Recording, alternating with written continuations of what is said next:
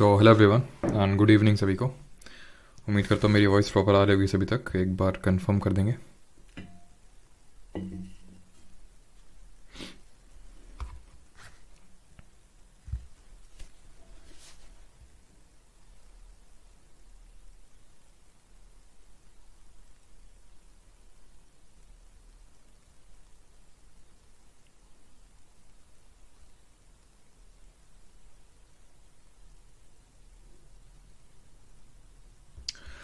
चलिए good evening सभी को। संजना, अक्षय, अंकिता, ईशा, सभी को गुड इवनिंग। तो चलिए स्टार्ट करते हैं। तो कल हम लोगों ने कहाँ पे फिनिश किया था? कल हम लोगों ने फिनिश किया था अकबर पे। अकबर जी की हो गई थी डेथ और अब आएंगे अकबर के बेटे। लेकिन ऐसे तो आएंगे नहीं अकबर के बेटे, कुछ तो कारण होगा, है ना?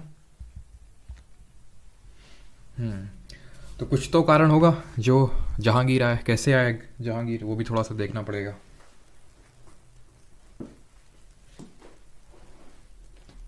ठीक है, तो हुआ क्या एक्चुअल में, जो अकबर जी हैं हमारे, नॉर्थ इंडिया तो पूरा कैप्चर कर चुके थे। ठीक है, अब वो नर्मदा वैली के या फिर नर्मदा रिवर के साउथ में एक्सपेडिशन करना चाहते थे और साउथ में जाना चाहते थे और साउथ इंडिया को भी कॉन्कर करना चाहते थे। और इस साउथ इंडिया को एक्सपेडिशन को इन्होंने लीड किया इन द ईयर 1601 में। इन्होंने खंडेश कहाँ पे पड़ता है? प्रेजेंट डे जो महाराष्ट्र है ना, महाराष्ट्र के नॉर्दर्न साइड में पड़ता है खंडेश। तो खंडेश को ये कॉन्कर करने गए और बड़ी इजीली कॉन्कर भी इन्होंने कर लिया और इनका ये लास्ट एक्सपेडिशन बना। ठीक है, तो इन्होंने 1601 में ही कॉन्कर दी फोर्ट ऑफ आसीरगढ़। ठीक है, आसीरगढ़ जो कि पार्ट था किसका? खंडेश का। अब जब ये वहाँ पे गए तो जिस तरह हमने पिछले लेक्चर में देखा था कैसे कि जब हुमायूं लड़ने गए थे कहाँ पे? शेर शाह सूरी से, ईस्टर्न इंडिया में, बंगाल के साइड। तो उनका जो भाई था उसने क्या किया था? उसने बोला कि भाई मतलब उसको जब पता चला कि हुमायूं हार गया, ठीक है, तो उसने बोला कि हुमायूं जी तो अब नहीं रहे और अब हम यहाँ के जो हैं दिल्ली सल्तनत के मतलब या फिर यहाँ के राजा हैं। ठीक है, तो इस तरह से उसने खुद को ही राजा घोषित कर दिया। उसी तरह जब ये यहाँ पे, वैसे तो अकबर जब साउथ इंडिया में गए तो उन्होंने ये बैटल हारा नहीं, जीत गए, उसको कॉन्कर कर लिया। बट दिल्ली में जो इनका बेटा था दैट इज़ जहांगीर, उसने रिवोल्ट कर दिया और उसने राजगद्दी पे खुद को स्थापित कर लिया। तो उस चीज़ को कंट्रोल करने के लिए, ठीक है, तो अकबर को जल्दी से जाना पड़ा। कहाँ से? यहाँ से, यानी कि साउथ इंडिया से। इस वजह से इनको तुरंत जाना पड़ा और ये जो अपना बाकी का जो साउथ इंडिया का जो उनका सपना था उसको वो नहीं एक तरह से साकार कर पाए। क्यों? Due to Jahangir. तो अकबर को बैक टू दिल्ली जाना पड़ा। बट जहांगीर के जो तेवर थे वो बदल चुके थे। ठीक है, और जहांगीर को चाहिए था फुल इज्जत। तो इस वजह से यहाँ से धीरे धीरे अब अकबर की तबीयत होने लगती है ख़राब और अकबर की फाइनली हो जाती है डेथ इन द ईयर 1605। और अकबर की डेथ के बाद अब आएगा जहांगीर थ्रोन पे। और जहांगीर थ्रोन पे आता है इन द ईयर 1605 से लेके 1627 तक ये थ्रोन पे रहेगा। कौन? जहांगीर। जहांगीर की अगर बात करें तो इसका ओरिजिनल नेम है नूरुद्दीन मोहम्मद सलीम। ठीक है, जिस तरह हमने देखा था कि, जल्दी से आप बताइए बाबर का ओरिजिनल नेम क्या था? कल हम लोगों ने देखा था ज़हीर खान से रेट करके, है ना, ज़हीरुद्दीन। तो इस तरह इसका नूरुद्दीन मोहम्मद सलीम या फिर इसको प्रिंस सलीम के नाम से भी जाना जाता है। इस चीज़ को याद रखिएगा। ठीक है, इन शॉर्ट हम इसको जहांगीर को सलीम के नाम से भी जानते हैं। He is known for strict administration of justice. He established जंजीर आदल और chain of justice eight Agra fort for the seekers of royal justice. तो इसने एक पूरी जंजीर बना रखी थी, उसमें काफ़ी सारे घंटे टंगवा रखे थे कि भाई अगर किसी को जस्टिस चाहिए तो इसको बजा सकता है। तो एक तरह का ये जंजीर आदिल था। कहाँ पे? आगरा फोर्ट में। It is a kind of chain of justice. Alright, अगला पॉइंट है हमारा। In 1611 Jahangir married Mehrun Nisa, widow of Sher Afghan, a Persian nobleman of Bengal. Later on she was given the title Nur Jahan. Nur Jahan exercise tremendous influence over the state affairs. She was made the official Padshah Begum. Actual में शेर अफगान यानी कि जो जहांगीर था उसने एक एक्सपीडिशन लीड किया था। ठीक है, जहाँ पे अफगानी डायनेस्टी रहती थी, खासकर बंगाल में। ये मैंने आपको पिछले लेक्चर्स में बताया था कि यहाँ पे अफगान अभी भी रिसाइड कर रहे थे। जो शेर शाह सूरी था वो भी एक अफगान था और वो कहाँ पे रिसाइड कर रहा था? बंगाल में, जहाँ पे हुमायूं उसको हराने गए थे लेकिन हरा नहीं पाए थे। कन्नौज में, चौसा में हारे, कन्नौज में हारे, फिर फाइनली भागना पड़ा। फिर जब हुमायूं उसकी शेर शाह की जब डेथ हो गई तब वापस आ पाए हुमायूं। तो जहांगीर ने यहाँ पे एक्सपेडिशन लीड किया और इस अफगान को हराया, शेर अफगान जिसका नाम था। और इसकी जो वाइफ थी उससे शादी कर ली, मेहरुन निसा, जो कि बाद में जिसको नूर जहां का टाइटल दिया किसने?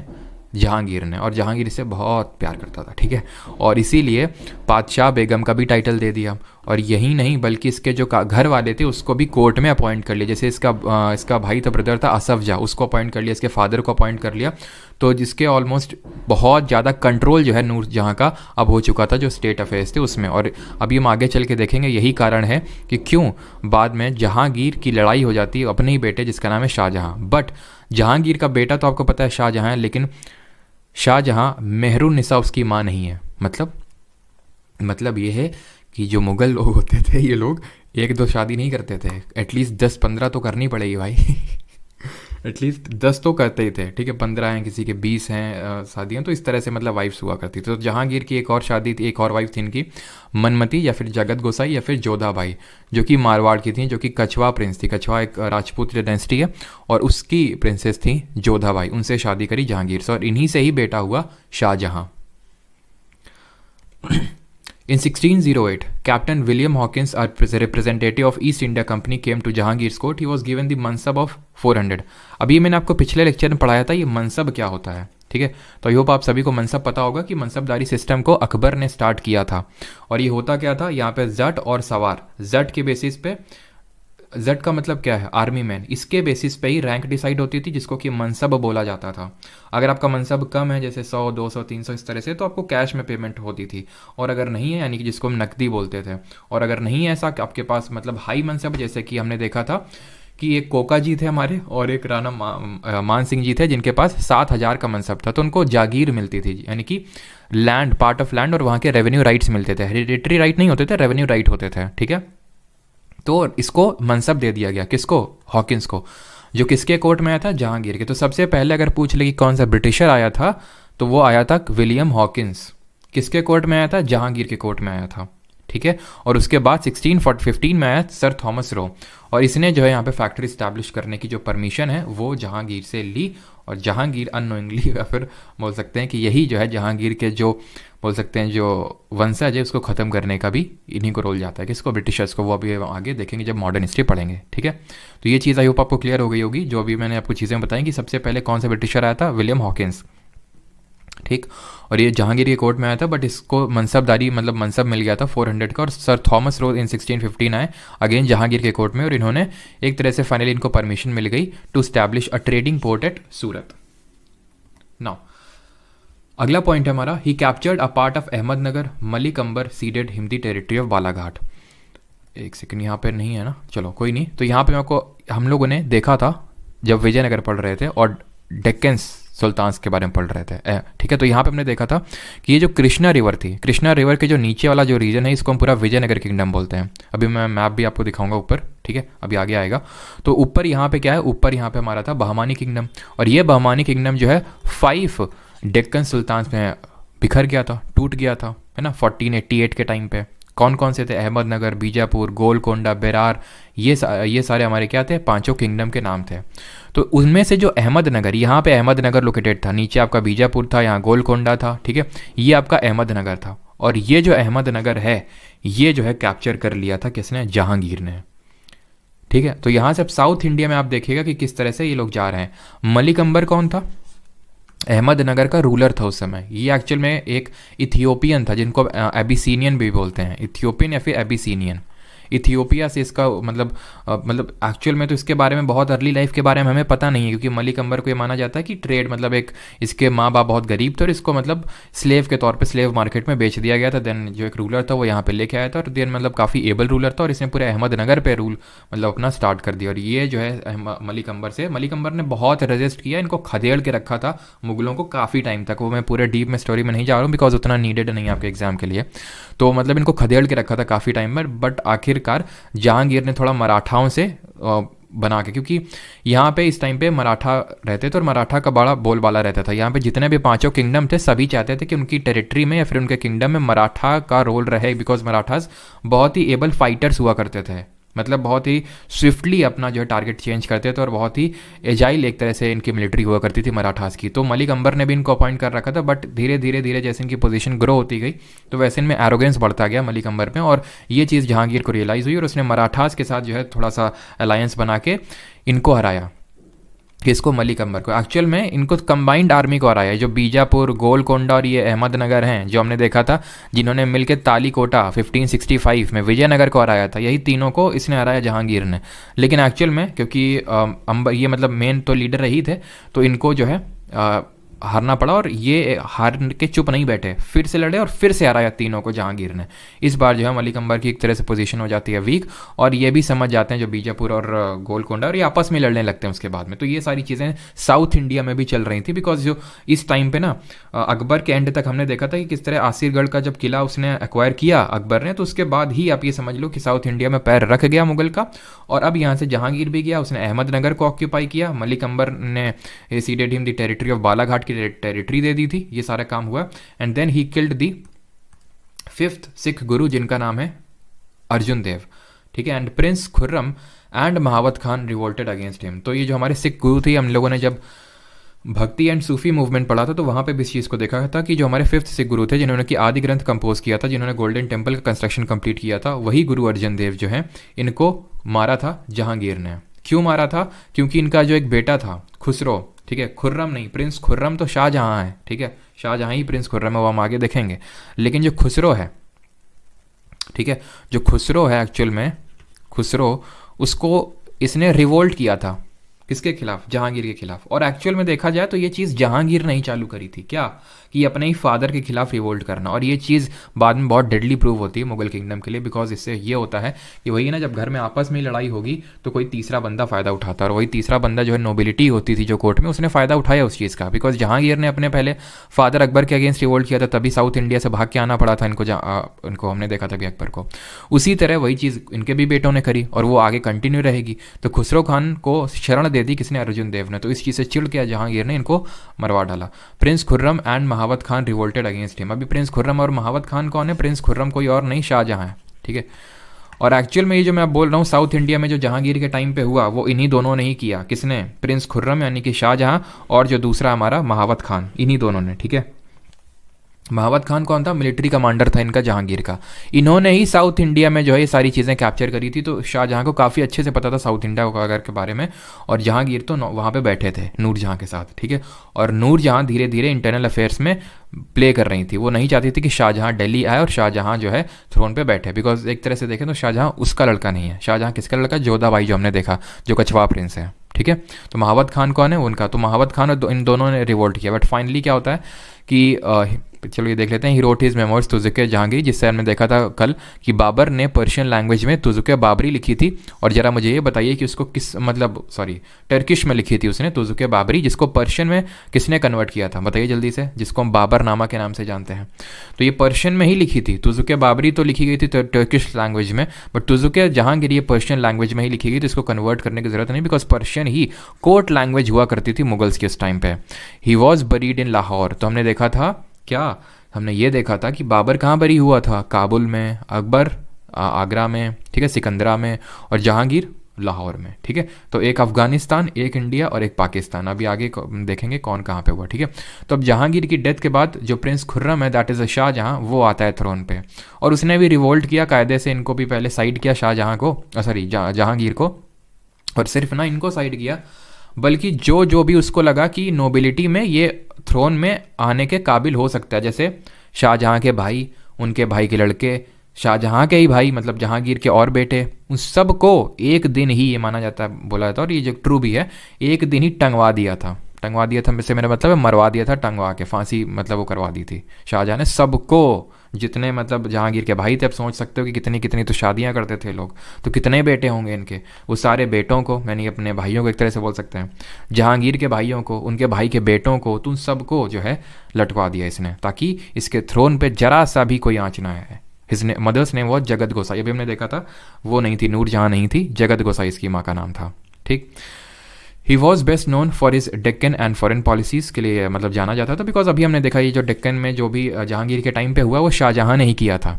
3 years after his accession his beloved wife Mumtaz Mahal, इनकी डेथ हो गई थी। इसकी वाइफ थी मुमताज़ महल, जिसका ओरिजिनल नेम था अर्जुमांडो रुज़मांड बानो, और 1631 में इसकी डेथ हो जाती है। और ताजमहल जो है उसी की याद में बनवाता है, ये सभी को पता है। 1632 से लेके 53 तक ये इतने कार्यकाल में बनता है। थोड़ा सा अगर आप ये याद रख पाएंगे, अगर मैं ईयर की बात करूँ, आप में से काफ़ी लोगों की क्वेश्चन होगी कि सर हमें क्या ईयर एग्जैक्टली याद रखने हैं। तो जैसे अगर आप शाहजहाँ का याद कर लेंगे तो आपको थोड़ा जहांगीर का भी याद हो जाएगा और थोड़ा औरंगजेब का भी याद हो जाएगा। यानी कि थोड़ा थोड़ा अगर आप एक दो भी डेट याद रखेंगे तो आपको सारी चीज़ें एटलीस्ट आप रिलेट कर सकते हो और ऑप्शन एलिमिनेशन से क्वेश्चन को सही कर सकते हो। बिकॉज एग्जैक्ट डेट रटना उतना आसान नहीं होता, क्योंकि सिर्फ यही डेट नहीं रटनी, आपको और भी बहुत सारी चीज़ें रटनी होती हैं। आई नो, ठीक है। तो 1632 में ही डिफीटेड पोर्तुगीज़ को हराया इसने, और इन 1637 ही एनेक्स्ड अहमदनगर। तो अगर हम बात करें अभी जो अभी हम पीछे देख रहे थे, जो मलिक अंबर था, उसने भी पूरी तरह से अहमदनगर सीड नहीं किया था।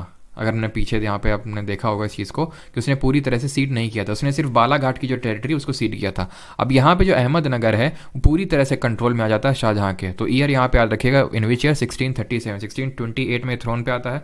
देन 1637 में इसने पूरी तरह से अहमदनगर को अनेक्स कर लिया। बीजापुर और गोलकोंडा जो है इन्होंने सुजरैनिटी एक्सेप्ट कर ली कि हाँ भाई आप ही हमारे शहंशाह हैं। अब एक ये भी क्वेश्चन अराइज हो सकता है कि ये तो दोनों मतलब इस्लामिक थे, ये भी मुस्लिम थे और ये भी मुस्लिम थे, ठीक है। जैसे विजयनगर और वर्सेस ये हुआ डेक्कन के सुल्तान, तो हमें समझ में आता है हिंदू वर्सेस मुस्लिम। यहाँ क्या था, यहाँ भी एक्चुअल में मुस्लिम वर्सेस मुस्लिम ही था। लेकिन क्यों? क्योंकि मुस्लिम में आपको पता होगा एक शिया होते हैं और एक सुन्नी। ये जो थे मुगल्स, ये सुन्नी थे, ठीक है। और ये जो थे ये शिया थे। तो शिया और सुन्नी में बिल्कुल नहीं बनती थी। तो इसीलिए जो है मुगल्स इस चीज़ का हवाला देते हुए इनके खिलाफ वो कर रहे थे। बीजापुर गोलकोंडा को अभी तक एनेक्स नहीं किया गया था, जो कि औरंगजेब के टाइम पे किया जाएगा। अभी सिर्फ अहमदनगर को ही एनेक्स किया गया था शाहजहाँ के द्वारा।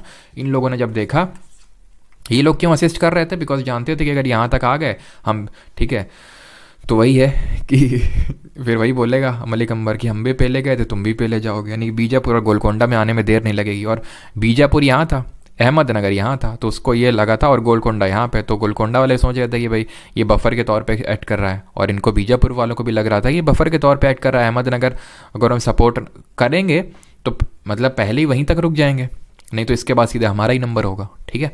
लेकिन उन्होंने जल्दी से सुज़ेरैनिटी एक्सेप्ट कर ली, मतलब मान लिया कि ठीक है हम आपकी जो कि हाँ आप ही थ्रोन पे हैं और हम आपकी सुज़ेरैनिटी एक्सेप्ट करते हैं। तो ये चीज़ इन्होंने एक्सेप्ट कर ली। अब शाहजहाँ भी मतलब कोई बहुत ज़्यादा, या फिर जहांगीर भी, या फिर फॉर दैट मैटर शाहजहाँ भी मतलब बहुत ज़्यादा इनके मैटर्स में इन्वॉल्व नहीं होना चाहते थे। बिकॉज उनको ही पता था कि ठीक है मैं नेक्स्ट तो कर लेंगे, बट कंट्रोल करना उतना भी आसान नहीं है। तो इसलिए इन्होंने बोल दिया ठीक है आप हमारी सुज़ेरैनिटी एक्सेप्ट कर लो, बस इतना काफ़ी है, ठीक है।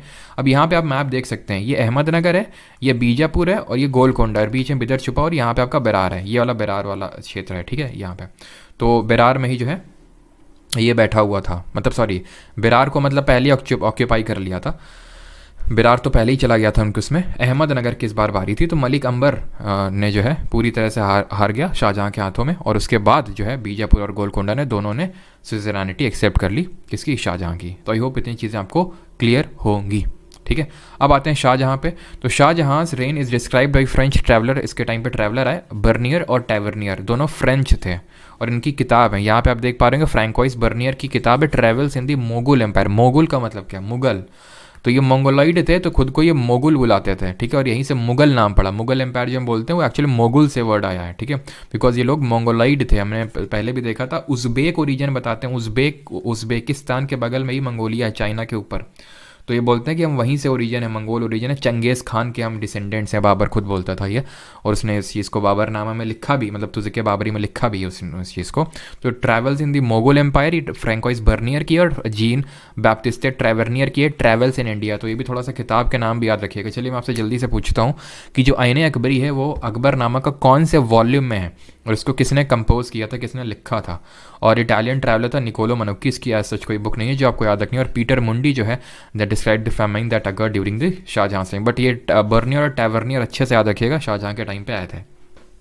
ऑलराइट, तो ट्रैवल्स इन दी मोगल एम्पायर और ट्रैवल्स इन इंडिया, ये बुक्स के नेम हैं, ये आपको पता होने चाहिए। देन आते हैं शाहजहां's रेन, और वो जो भी मैंने क्वेश्चन पूछा था वो ऐन अकबरी, वो थर्ड पार्ट है अकबरनामा, जो थर्ड वॉल्यूम है अकबरनामा का, दैट इज़ ऐन अकबरी, जिसको कि अबुल फजल ने किया था। अबुल फजल का भाई था फैज़ी, और फैज़ी किस लिए जाना जाता है कल हम लोगों ने देखा था, जरा कमेंट में बताइए। आई से वो चीज़ स्टार्ट होती, मैंने कुछ आपको बताया था, जहाँ पे रिलीजियस डिस्कॉर्सेज हुआ करते थे। Shahjahan's reign is said to have mark the pinnacle of the Mughal dynasty and empire, is known for the promotion of art culture architecture during the time, the red fort, Jama Masjid and Taj Mahal. तो ये पता होंगे आई थोप, ठीक है, नहीं पता है तो अब रट लो। ताजमहल तो सबको पता ही है शाहजहां ने बनवाया था, रेड फोर्ट जो लाल किला है वो भी बनवाया किसने, शाहजहां, जो कि दिल्ली में, और जामा मस्जिद भी दिल्ली में है और इसको भी शाहजहां ने ही बनवाया। बाकी ताजमहल तो पता होगा आगरा में है, और इसी के पास में ही आपका आगरा का जो किला है, आगरा का जो फोर्ट है वो भी लोकेटेड है। यहाँ पे हम अभी डिटेल में आर्किटेक्चर पे नहीं जा रहे हैं, आर्किटेक्चर मैंने लास्ट में रखा हुआ है, वहाँ पे आर्किटेक्चर अच्छे से देखेंगे, सारी चीज़ें किस टाइप का आर्किटेक्चर हुआ करता था और बाकी अदर चीज़ें, ठीक है। तो रेड फोर्ट और जामा मस्जिद कहाँ पे आपके, दिल्ली में। तो अभी जितना आ रहा है उतना देख लीजिए, बाकी तो लास्ट में हम देखेंगे। और जो मैंने आपसे पूछा था फैज़ी के बारे में, वो इबादत खाना है, ठीक है। और ये दोनों जो है अकबर के नवरत्नों में से एक थे, ठीक है। ये क्या है, ये तो मोदी जी, और वो मोदी जी यहाँ क्या कर रहे हैं, मोदी जी खैर इतना ज़्यादा कोई लेना देना नहीं है। यहाँ पे जो राइट साइड में आप देख पा रहे हो ये कोहिनूर, ये है कोहिनूर, और ये जो देख पा रहे हो ये है पीकॉक थ्रोन, ठीक है, ये है पीकॉक थ्रोन। अब ये पीकॉक थ्रोन क्या है, पीकॉक थ्रोन है मतलब एक एलिवेटेड पार्ट, और एलिवेटेड पार्ट में बनवाया जाता था। देखो शाहजहां ने बनवाया था दीवाने आम और दीवाने खास, दीवाने आम और दीवाने खास।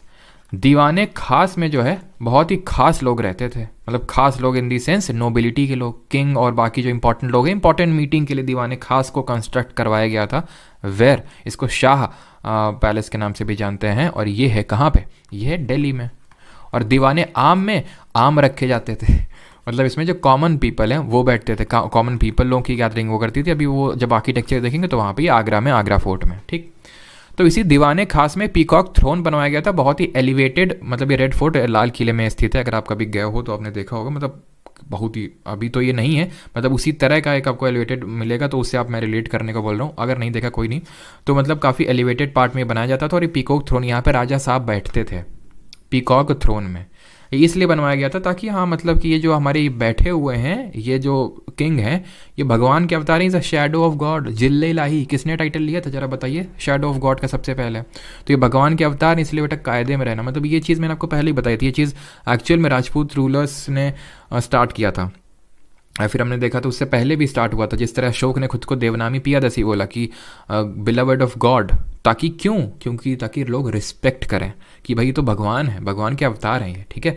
तो ज़िले लाई सबसे पहले बलबन ने लिया था, हमने देखा। तो ये पीकॉक थ्रोन है। अभी मैं क्यों आपको दिखा रहा हूँ, सबसे पहली बात तो इसको शाहजहां ने बनवाया था, और इतना मतलब इतना ज़्यादा महंगा है, अब इस मतलब को क्या ही मैं बताऊँ, मतलब रफली 5 बिलियन डॉलर्स में, तो ये रुपीज़ में 5 बिलियन रुपीज़ में, इसमें तकरीबन एक इतना किलो सोना लगा हुआ था, 1100 किलो रफली सोना लगा हुआ था, गोल्ड, और ना जाने कितना किलो, आई थिंक रफली 300 किलो का प्रेशियस स्टोन लगे हुए थे इसमें। मतलब इसकी वर्थ जो है एकदम एस्टिमेट ही नहीं की जा सकती, ऐसे आप समझ सकते हो कि मैं बोल रहा हूँ 5 बिलियन रुपीज़ में अगर मैं बात करूँ। अभी कहाँ पे ये, जैसे ये तो कोहिनूर हीरा है, ठीक है, कोहिनूर हीरा का यहाँ वैसे कोई लेना देना नहीं है, अभी हम आगे देखेंगे। बट ये दोनों जो है एक ही टाइम पे नादिर शाह जो आया था, अभी हम देखेंगे नादिर शाह के बारे में, उसने लूटा था इसको, दोनों एक साथ ले गया था। पीकॉक थ्रोन, पीकॉक थ्रोन का तो कुछ पता नहीं है, जैसे आपको तो इसके बारे में पता होगा, कोहिनूर ये जो ब्रिटिश का रानी राजा होता है उसके क्राउन पे ये सजा हुआ है, ठीक है, तो ये ब्रिटेन के पास है, ठीक है। और इसकी भी अगर मैं वर्थ बात करूँ अगर, तो इतनी वर्थ है कि किसी कंट्री की, बहुत सारी कंट्री बिक जाएँ एक साथ, इतनी वर्थ है इसकी, ठीक है। तो रफली 5 बिलियन, ये माना 5 बिलियन नहीं है, आई थिंक 20 बिलियन की है, 20 बिलियन का जो है इसका वर्थ है, 20 बिलियन, समझ सकते हो कि कितना इसका वर्थ होगा कोहिनूर का। तो ये माना जाता है कि इसको मैंने आपको पहले ही बताया था कि इसको साउथ इंडिया से, एक आंध्र प्रदेश में एक माइन है वहाँ से इसको ककातिया डायनेस्टी ने सबसे पहले निकाला था, ठीक है, ककातिया। फिर ये महाराजा रंजीत सिंह के पास पहुँचा, फिर यहाँ पे मतलब आया नादिर शाह के पास पहुँचा, और इस तरह से फिर उसको ब्रिटिशर ले गए, ठीक है। तो खैर, और इसकी अगर बात करें पीकॉक थ्रोन की, तो पीकॉक थ्रोन के बारे में कुछ पता नहीं कहाँ है, कैसा है मतलब कि इसको ऐसा माना जाता है कि इसके स्टोन वगैरह निकाल लिए गए, जो सोना है वो लूट लिया गया, और इसके बारे में कुछ पता नहीं। और पीकॉक थ्रोन क्यों बोलते हैं, यहाँ पे आप इसको नोटिस कर पा रहे होंगे, यहाँ पे 2 पीकॉक्स बैठे हुए हैं, ठीक है। अब मोदी जी ला पाएंगे कि नहीं ला पाएंगे, आप कॉमेंट में बताइए। चलिए आगे बढ़ते हैं। खैर शाहजहाँ के बारे में, Shahjahan failing health set off the war of succession among his four sons in 1657. Aurangzeb emerged the victor, who crowned himself in July 1658. Shah Jahan was imprisoned by his son Aurangzeb in Agra fort, where he died in captivity in 1666. He was buried at Taj. Health खराब हो गई, ठीक। अब इन्होंने क्या किया था जहांगीर के साथ, जो जहांगीर ने अकबर के साथ किया था? क्या? रिवोल्ट अगेंस्ट ओन फादर, अपने ही पिता के खिलाफ रिवोल्ट, ठीक। तो जहांगीर ने तो ऐसा सच कुछ मारा नहीं था, शाहजहां ने भी ऐसा सच कुछ गला नहीं काटा था, लेकिन औरंगजेब ने ज़रूर ये काम कर दिया। उसने इनको जेल में डाल दिया और वहीं पे इनको सड़ने के लिए छोड़ दिया। किसको? शाहजहां, जो इनके फादर थे। बिकॉज शाहजहां जो चाहते थे, वो चाहते थे कि दारा सिकोह अगला रूलर बने, बट ये औरंगजेब नहीं चाहते थे। तो औरंगजेब ने पहले तो इनको ये काम किया और पहले तो इनके साथ युद्ध लड़े दारा शिकोह के साथ। तो औरंगजेब पे देख लेते हैं, तो 1658 में, and he is considered the last one of the last able ruler of the complete Mughal dynasty. Mughal के बाद इसके बाद जो है ऑलमोस्ट ख़त्म, खट खट खट खट खट, जैसे नहीं आप मैच देखते होंगे कि 200 रन पे 2 विकेट हैं और फिर 50 रन पे देखा तो 7 विकेट हो गए, वो हाल था, ठीक है। अभी शुरू में कितने हमने देखा, कितना लंबा लंबा टाइम पीरियड चल रहा था और कितना देर से हो रहा था। बस औरंगजेब के बाद कल की क्लास पूरी लगी थी कहाँ तक? अकबर तक। आज भी अभी औरंगजेब तक पहुँचे। अभी औरंगजेब के बारे में देखेंगे, 5 मिनट लगेगा बस औरंगजेब के बाद के आई थिंक जो 7-8 रूलर होंगे उनके बारे में देखने में, ठीक है। तो औरंगजेब डिफीटेड दारा। दारा कौन? दारा शिकोह, जो इसका भाई था, ठीक है। इसको हराया धर्मत में, सामूगढ़ में। मतलब पहले देखो, ऐसा नहीं कि 2 ही भाई थे, आपको लगता है 2 होंगे, बहुत सारे थे, ठीक है। तो उनको पहले ही वो एलिमिनेट हो चुके थे। अब इनके बीच में जंग थी। तो दारा शिकोह को पहले धर्मत में हराया 1658, सामूगढ़ में हराया 1658, देवरई में हराया अगेन, और यहाँ पे ये लास्ट बैटल था बिटवीन औरंगजेब एंड दारा शिकोह, जहाँ पे दारा शिकोह की हत्या कर दी जाती है औरंगजेब के द्वारा, और यहाँ पे औरंगजेब खुद को थ्रोन पे स्टैब्लिश कर लेता है। आफ्टर विक्ट्री के बाद Aurangzeb was crowned at Delhi under the title Alamgir. खुद को ये टाइटल देता है और under the title of Alamgir ये इसने दिल्ली का जो क्राउन है उसको संभाल लिया। Now Aurangzeb captured. अब यहाँ पे एक स्टोरी पूरी टाइप में लिखी हुई है सिंपल फॉर्म में, ये आपको पहले भी मैं बता चुका हूँ कि जो गुरु तेग बहादुर थे, जो 9th सिख गुरु थे सिख धर्म के, जो टोटल 10 सिख गुरु थे उनमें से 9 थे, और इन्होंने विरोध किया था कश्मीरी पंडित्स का जो कन्वर्जन हो रहा था इस्लाम धर्म में वो, और खुद इन्होंने इस्लाम धर्म से कबूल करने के लिए मना कर दिया था, बिकॉज जिसके रिगार्डिंग औरंगजेब फोर्स कर रहा था। तो इसलिए इनको जो है क्या करवा दिया गया था, ही वॉज एग्जीक्यूटेड, मरवा दिया गया था। जो आखिरी सिख गुरु थे दैट इज़ इनके बेटे गुरु गोविंद सिंह, तो उन्होंने खालसा पंथ ऑर्गेनाइज किया। मैंने आपको बताया था Khalsa that is a warrior class in the warrior class among the six. तो इन्होंने ऑर्गेनाइज किया अपने फादर का रिवेंज लेने के लिए, बदला लेने के लिए, बट फाइनली बदला तो उतना नहीं ले पाए और इनकी जो हत्या है वो कर दी जाती है एक अफगान के द्वारा। औरंगजेब ने तो नहीं करी, एक अफगान ने इनकी हत्या कर दी थी, इनको असैसिनेट कर लिया था 1708 में। देन अब ऐसा नहीं है, ये लास्ट सिख गुरु थे गुरु गोविंद सिंह। इसके बाद इन्होंने अपॉइंट किया था एक तरह से खुद का सक्सेसर बंदा बहादुर।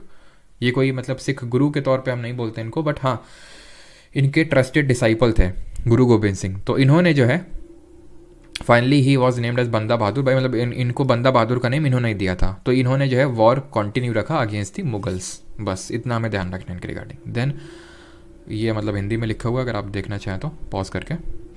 During the first 23 years of his rule Aurangzeb concentrated on north India. ये नॉर्थ इंडिया में कंसंट्रेट इसका 23 साल तक रहा कि कैसे इसकी जो पोजीशन है उसको कंसोलिडेट किया जाए और कैसे यहाँ से जो इन्वेजन हो रहा है उनको रोके जाए, ठीक है। बट अब यहाँ से टर्निंग पॉइंट आने वाला था ना सिर्फ औरंगजेब के करियर में बल्कि पूरे मुगल एम्पायर के करियर में। क्यों?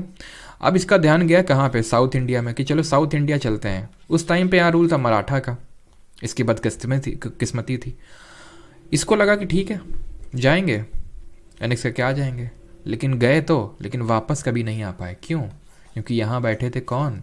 शिवाजी द ग्रेट, ठीक है, छत्रपति शिवाजी यहाँ बैठे हुए थे और ये कभी वहाँ से लौट नहीं पाया। और उसका मेन रीज़न छत्रपति शिवाजी ही थे, नाक में दम करके रखे हुए थे इसके। क्योंकि अगर आपको यहाँ नीचे जाना है तो पहले मराठा से तो लड़ो, बिकॉज जब तक ये 23 साल में यहाँ पे अपनी पोजीशन को सिक्योर कर रहे थे, एक्चुअल में शाहजहाँ जब ये ऑक्यूपाई किया था इसने, क्या अहमदनगर, पीछे बताए थे तुम्हें अभी, ठीक। तो उस टाइम इनके जो पिता थे शिवाजी के, उन्होंने हेल्प करी थी शाहजहाँ की, ठीक है। तो मतलब एक तरह से औरंगजेब का जो फादर है और इनके शिवाजी के जो हमारे फादर है उनके बीच में अलायंस था, ऐसे समझ सकते हो थोड़ा सा। अब यहाँ पे शिवाजी जो हैं ये भी तो अपनी पोजीशन को कंसोलिडेट कर रहे थे 23 साल तक जब ये यहाँ था औरंगजेब नॉर्थ इंडिया में। एक सेकंड रुकिएगा।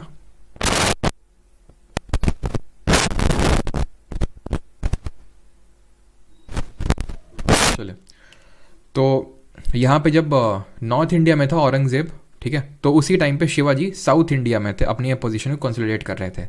और अब यहाँ पे मैं बहुत ज़्यादा लंबी चौड़ी स्टोरीज़ में तो नहीं जा रहा हूँ कि इस तरह से मतलब क्या क्या हुआ, नहीं तो उसमें बहुत ज़्यादा टाइम लगेगा और उसमें ऐसा कोई इंपॉर्टेंट फैक्ट नहीं है जो आपके एग्जाम पर्सपेक्टिव से इंपॉर्टेंट हो।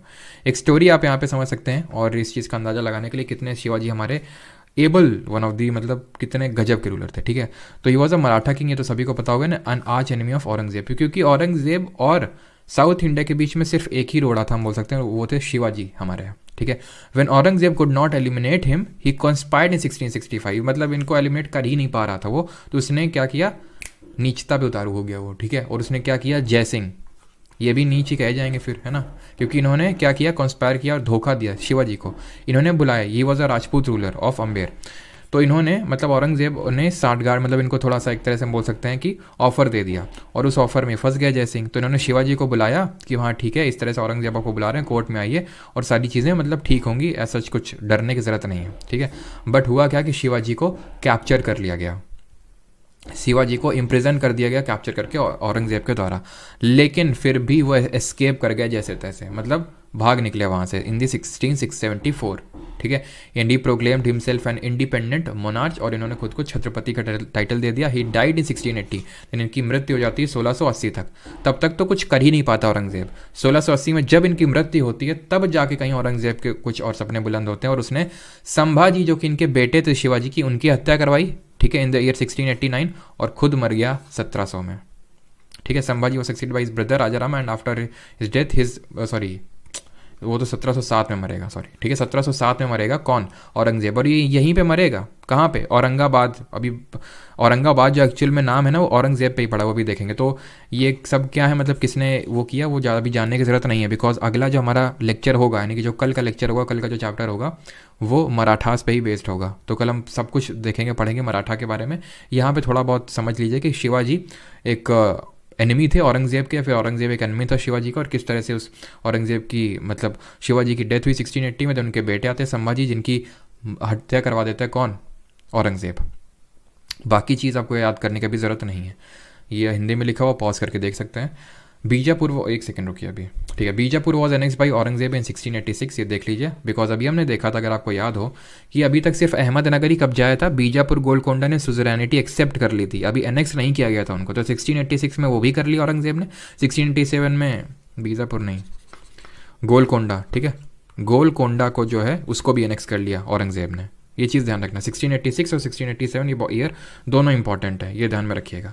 ही अपॉइंटेड मुहतासिब्स, ये मुहतासिब्स क्या होते थे, मतलब कि रिलीजियस ऑफिसर आप बोल सकते हैं, कि इसने एक्चुअल में क्या किया था, ये इस्लाम का एकदम कट्टर वो था। आप तो इतना तो समझ ही गया होगा कि मतलब तेग बहादुर ने इस्लाम नहीं अपनाया तो मरवा डाला, इससे बहुत इसलिए इस्लामिक कन्वर्जन करवाया बहुत ज़्यादा औरंगजेब ने, तो मतलब एकदम कट्टर मुस्लिम था ये।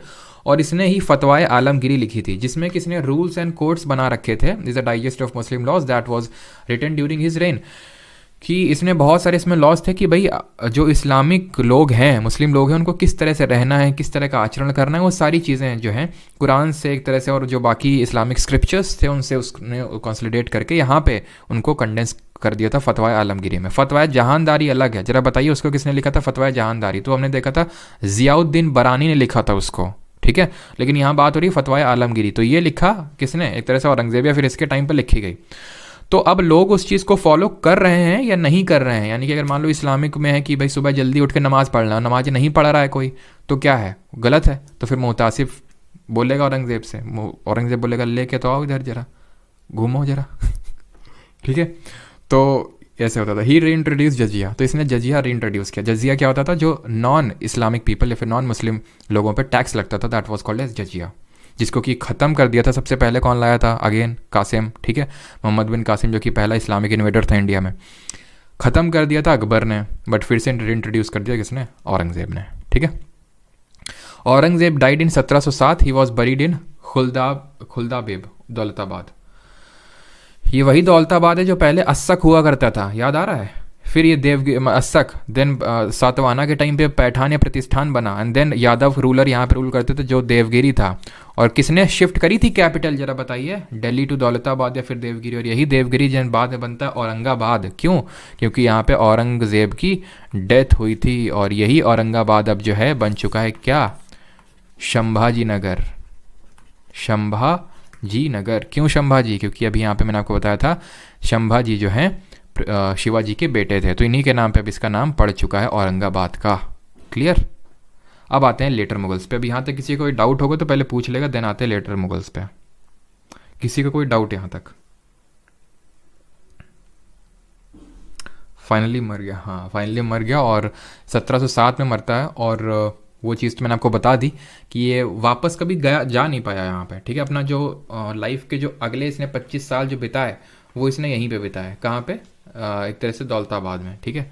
ये कभी वापस जा ही नहीं पाया। और यहाँ से आप खुद ही सोचिए, मतलब राजा जो है वो गायब है 25 साल से, 25 साल से गायब है। तो जो मेन एक्चुअल में कैपिटल है, जो मेन गढ़ है, उसका क्या ही हाल हो रहा होगा। तो ये तो एस्टिमेट लगाने में कोई वही नहीं है। तो फिर इसी वजह से यहीं से पतन स्टार्ट हो जाता है किसका, पूरे मुगल एम्पायर का। और जो एक तरह से जहांगीर ने सेटअप किया था अपना, बिल्कुल MBT मोहम्मद बिन तुगलक जो है उसने कैपिटल शिफ्ट करी थी। ठीक है, ऑल क्लियर? ओके, ठीक है। Why do you use distorted में कौन सा मैप? और ज़्यादा दिल पे लेने की ज़रूरत नहीं है, ठीक है। यहाँ पे कोई हम अंग्रेज नहीं जो तुम्हें पढ़ा रहे हैं डिस्टॉर्टेड मैप, या फिर हम कोई जानबूझ के नहीं लगाते हैं। तो थोड़ा सा कायदे में कमेंट किया करो, है ना।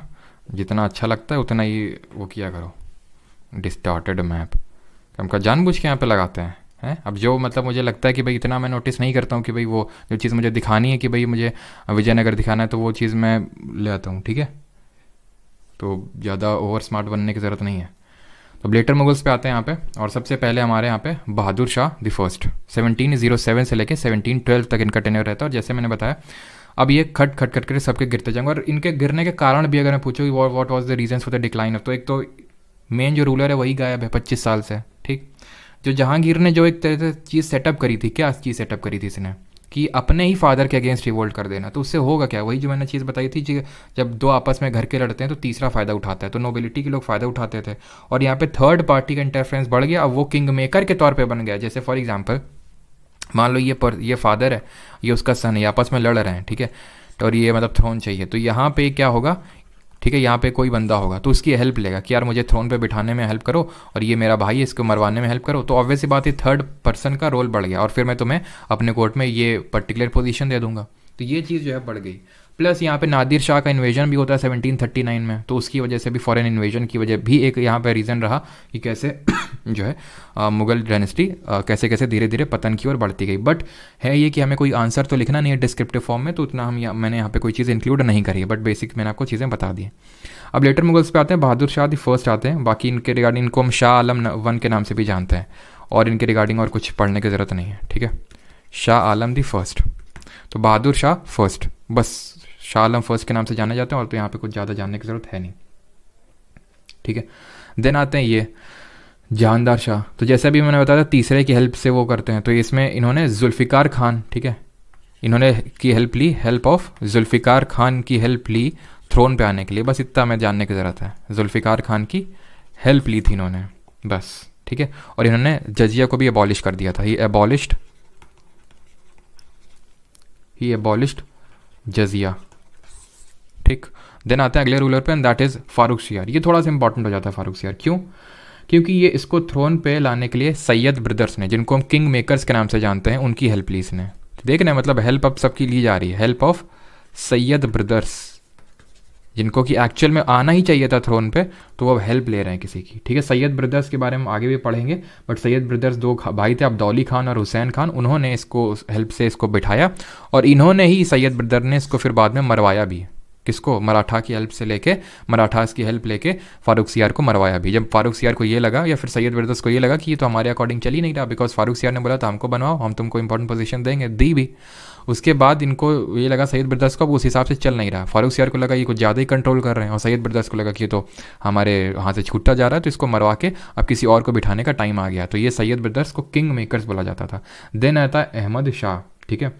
तो अहमद शाह अब्दाली जो है, इसके अगर बारे में बात करें तो अहमद शाह एक तरह से सॉरी, मोहम्मद शाह ना ये, एक सेकेंड, इसमें अहमद शाह होना चाहिए था इसके बाद।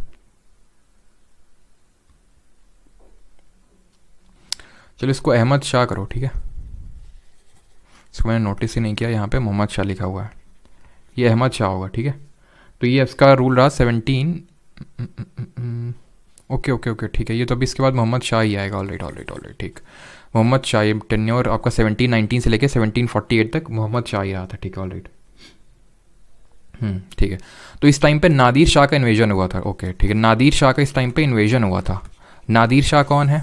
अभी हमने देखा था वही जो कोहिनूर का हीरा ले गया और पीकॉक थ्रोन ले गया। इसने इन्वेजन किया था 1739 में, 1639 में इसने इन्वेजन किया था। और अहमद शाह अब्दाली ने भी इन्वेजन किया था आगे, ठीक है। अहमद शाह अब्दाली, इसके बाद इसका इन्वेजन होता है और उसने खुद को यहाँ पे थ्रोन पे बिठा लिया था। अहमद शाह अब्दाली ने इन्वेजन करके खुद को यहाँ पे थ्रोन पे बिठा लिया था, ठीक है। और इसके बारे में ये चीज़ बस इतना ही हमें जानने की ज़रूरत है। नादिर शाह ने 1739 में इन्वेजन किया था और पीकॉक थ्रोन और जो कोहिनूर है उसको लेके गया था, लूट के ले गया था, ठीक है। 1739 में ईयर पता होना चाहिए यहाँ पे। आलमगीर दी सेकंड आते हैं यहाँ पे, और आलमगीर सेकंड की अगर बात करें तो इसमें भी हमें ऐसा कुछ जानने की ज़रूरत है नहीं। देन आते हैं शाह आलम टू, इनको मॉडर्न हिस्ट्री में भी पढ़ेंगे। शाह आलम टू के टाइम पे कुछ इंपॉर्टेंट चीज़ें होती हैं। And then Akbar the second आते हैं, जिन्होंने राजा राम मोहन रॉय को राजा का टाइटल दिया था, ये मॉडर्न हिस्ट्री में पढ़ेंगे। एंड देन लास्ट सबसे आते हैं और वो हैं बहादुर शाह दी सेकंड। और 1857 का जो रिवोल्ट होता है, जिसको हम फर्स्ट वॉर ऑफ इंडिपेंडेंस के नाम से भी जानते हैं, जो हम मॉडर्न हिस्ट्री में पढ़ेंगे, उस वॉर के बाद जो है इनको रंगून भेज दिया जाता है एज इम्प्रिजन, और वहाँ पे जेल में डाल दिया जाता है। रंगून कहाँ पे? जो प्रेजेंट डे म्यांमार में पड़ता है, तो इनको वहीं भेज दिया जाता है और वहीं पे हो जाती है इनकी डेथ। तो ये लास्ट मुगल रूलर थे बहादुर शाह टू। तो आप देख सकते हैं कितने बैक टू बैक 2 3, ठीक है। एक तो ये हमारी ये 1 2 3 4 5 6 7 8 9, ठीक है। तो 9 तो हमने कितने बैक टू बैक देख लिया। और उनके रिगार्डिंग बस जितनी मैंने चीज़ लिखी सिर्फ उतना जानने की ज़रूरत है। किसने अबॉलिश किया जजिया, थोड़ी चीज़ें कौन किसकी उससे हेल्प से आया। इनमें से फारूक सियार थोड़ा सा ज़्यादा इंपॉर्टेंट हो जाता है बिकॉज सैयद ब्रदर की हेल्प से आया था। और बाकी जब मॉडर्न हिस्ट्री वहाँ मैं आपको स्टार्ट करूँगा तो वहाँ पढ़ाऊँगा किस तरह से इसने गोल्डन फरमान इशू किया था। अभी गोल्डन फरमान किसको? ब्रिटिशर्स को, कि भाई आप से हम टैक्स नहीं वो लेंगे, टैक्स कर नहीं लेंगे और आप आराम से ट्रेड कर सकते हो। बंगाल वाला जो रीजन है वहाँ पे, वो हम बाद में देखेंगे जब मैं आपको मॉडर्न हिस्ट्री स्टार्ट कराऊंगा। तो इसीलिए वो चीज़ मैंने यहाँ पे नहीं बताई। मोहम्मद शाह का एक टाइटल था रंगीला, ये बस ध्यान रखना। रंगीला क्यों? क्योंकि ये थोड़ा सा समझ सकते हैं रंगीले टाइप थे, है ना। तो मतलब गाना वाना सुनना और बाकी चीज़ें में ज़्यादा इंटरेस्ट था इनका, मोहम्मद शाह का। तो इनको मोहम्मद शाह रंगीला के नाम से भी जानते हैं। अब यहाँ पे हम आते हैं किस पे? एडमिनिस्ट्रेशन पे। तो एडमिनिस्ट्रेशन की अगर हम बात करें तो बहुत सारी चीज़ें एडमिनिस्ट्रेशन को लेके मैंने आपको कल भी बताई थी, जो कि था मनसबदारी सिस्टम। उसको मैं रिपीट नहीं करने वाला हूँ। यहाँ पे हम देखेंगे जो एडमिनिस्ट्रेटिव यूनिट हुआ करती थी तो सूबा हुआ करते थे, यानी कि एक्चुअल में जो प्रोविंसेस होती थी उनको सूबा बोला जाता था। देन उसके अंडर में आती थी डिस्ट्रिक्ट, प्रोविंसेस के अंडर में डिस्ट्रिक्ट आएगी, उनको सरकार बोला जाता था। और उनके अंडर में आती थी क्या? तालुका, और तालुका को परगना बोला जाता था। और उनके अंडर में आते थे विलेज और उसके उनको बोला जाता था ग्राम, ठीक है। तो ये ऊपर से नीचे तक है आपका। अगर हम बात करें तो सूबा को कौन लीड करेगा? सूबेदार लीड करेगा, ठीक है। सूबेदार या फिर इसी को निज़ाम भी बोलते थे, ठीक है। इसी को हम निज़ाम के नाम से भी जानते थे। जो सरकार यानी तो सरकार को लीड करता था डिस्ट्रिक्ट, उसको हम फौजदार बोलते थे, जो कि एक्चुअल में एडमिनिस्ट्रेटिव हेड होता था। यहाँ पे ही डिस्ट्रिक्ट में ही जो रेवेन्यू कलेक्शन का काम करता था, रेवेन्यू जो कलेक्टर होता था उसको हम अमल गुजार बोलते थे। ये चीज़ ध्यान रखना, ठीक है। रेवेन्यू कलेक्टर की अगर बात करें तो ही वॉज अमल गुजार।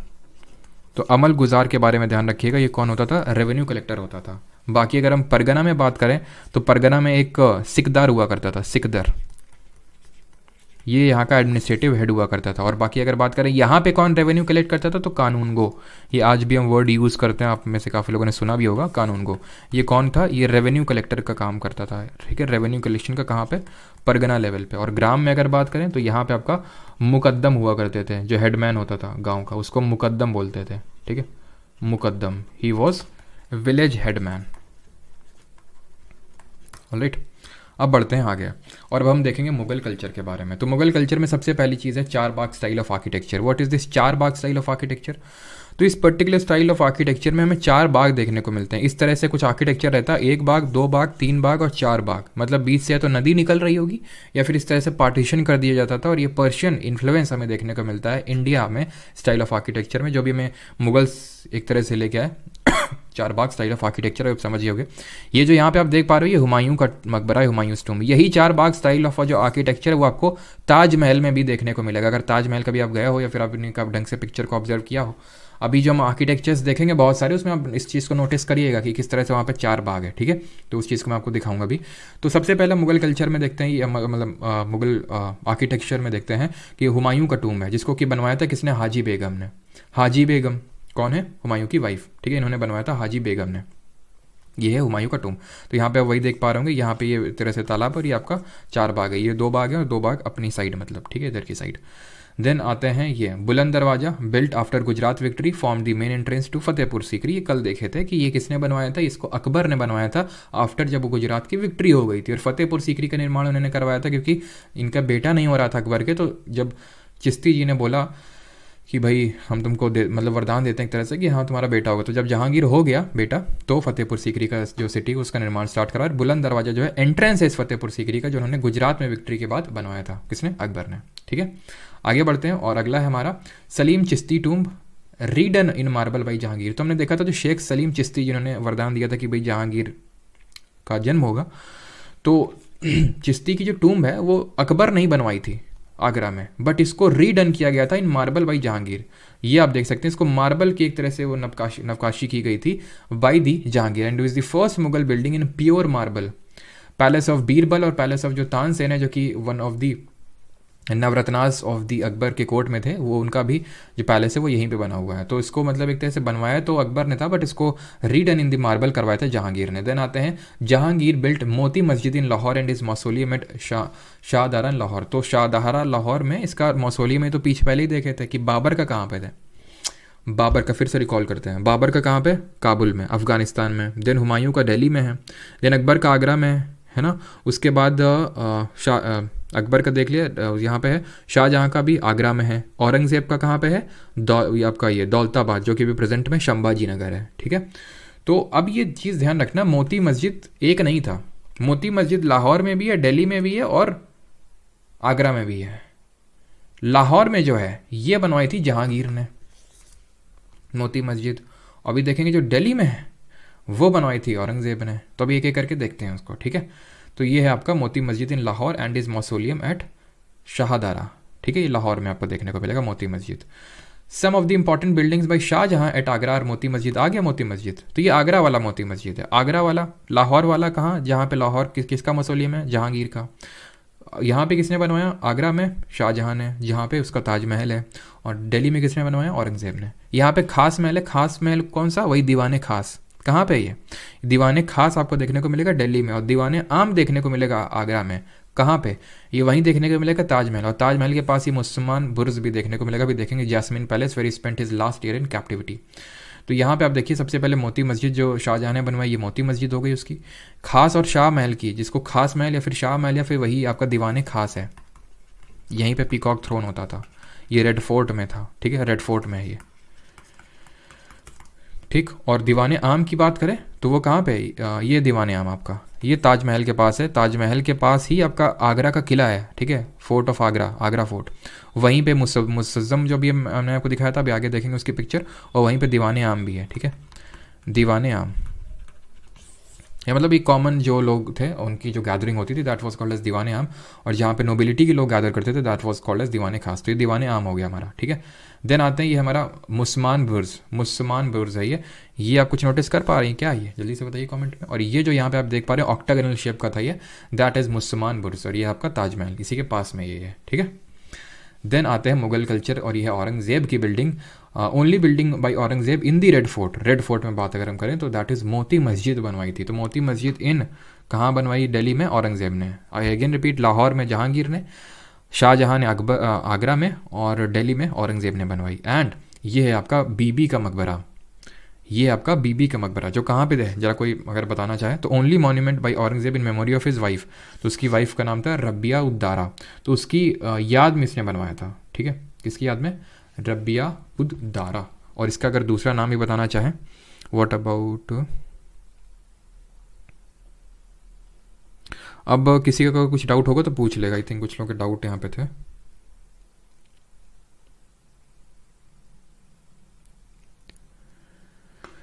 तो ये आपका कहाँ पे है, दौलताबाद, ठीक है, जहाँ पे औरंगज़ेब की डेथ हुई थी, जहाँ पे उसने अपने लास्ट लाइफ के ईयर्स बिताए थे, जो कि संभाजी नगर अभी हो चुका है, ठीक है, संभाजी नगर में। इसकी भी काफ़ी सारी बीवियाँ थी और उसमें से राबिया उद दौरा, जो कि इसी का नाम है दिलराज बानो बेगम, ठीक है, कंफ्यूज मत करना, ऐसे मत सोचना अलग अलग थी, दिलराज बानो बेगम, ठीक है। तो इसकी याद में बनवाया था ये, ठीक है। अब यहाँ पे होती है हमारी ये इंपॉर्टेंट आर्किटेक्चर्स खत्म, किसी को डाउट होगा तो पूछ लेगा।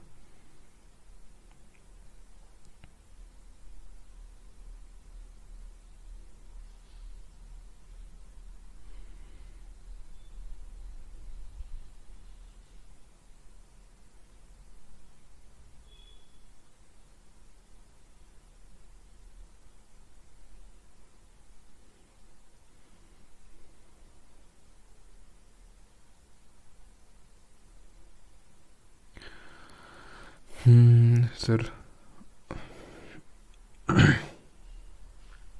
हाँ बिल्कुल श्रेया शर्मा, अप्रैल तक कोर्स हो जाएगा फॉर श्योर। सर इसकी पीडीएफ कहाँ मिलेगी आरती ठाकुर, ये पेड बैच की क्लासेस हैं, तो जो लोगों ने एनरोल कर रखा है उनको नोट्स वगैरह मिलते हैं। अब ऐसा मत फील करिएगा कि डिस्क्रिमिनेशन कर रहे हैं, एक्चुअल में मतलब ये क्लासेस तो मुझे एप्लीकेशन पे लेनी चाहिए, जो यहाँ पे मैं लाइव फ्री में कर रहा हूँ, ताकि जिन लोग नहीं ले सकते हैं बैच तो वो यहाँ से कर सकते हैं। सर आपकी क्वेश्चन इससे रिलेटेड पूछो है ना, महिला मित्र है और ये पुरुष मित्र है। नादिर शाह वॉज पर्शियन, ठीक है, ये जो अफशारिद डायनेस्टी थी उससे बिलोंग करता था, ठीक है। ये मतलब पर्शियन से मेरा मतलब है ईरान, जो अभी प्रेजेंट है ईरान है, वहाँ से आया था ये, ठीक है। चलिए आगे बढ़ते हैं और अभी हम आते हैं किस पे, अभी आते हैं क्वेश्चंस पे, ठीक है। तो कल हम लोगों ने 50 क्वेश्चंस तक कर लिए थे and we have to start from the 51। So who among the following issued Mahzarnama in 1579, जल्दी से बताइए।